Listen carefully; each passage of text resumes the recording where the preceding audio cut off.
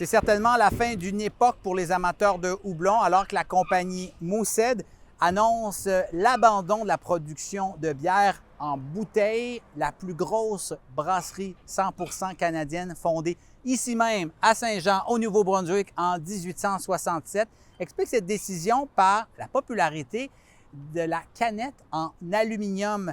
Il faut dire que la bière en bouteille est de moins en moins populaire au pays. Selon l'organisme Bière Canada, toutes marques confondues, les canettes représentent désormais plus du 3/4 des ventes au pays. Seulement 14 des bières vendues étaient en bouteille en 2024, l'an dernier au Canada.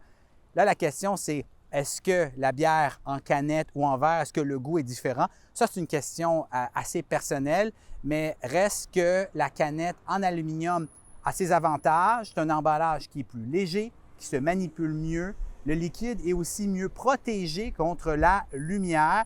Mais de son côté, le verre a aussi ses avantages. Il peut se réutiliser, ce qui en fait une option plus écologique, même si on recycle l'aluminium, et c'est un processus qui prend plus d'énergie. Puis les canettes sont fabriquées aux États-Unis, ce qui est assujetti évidemment aux tarifs américains, ce qui risque aussi de faire grimper les coûts. Donc c'est la fin d'une époque avec la disparition de cette emblématique bouteille verte. Mais bon, pour les amateurs de houblon, ce n'est pas le premier changement. Rappelez-vous, par exemple, ces bouteilles de verre trapues qui étaient la norme partout au Canada dans les années 60, 70, puis une partie des années 80.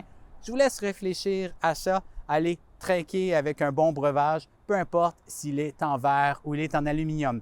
C'était votre vidéo journal. Pour d'autres nouvelles, consultez l'application de Radio-Canada Info. Ciao!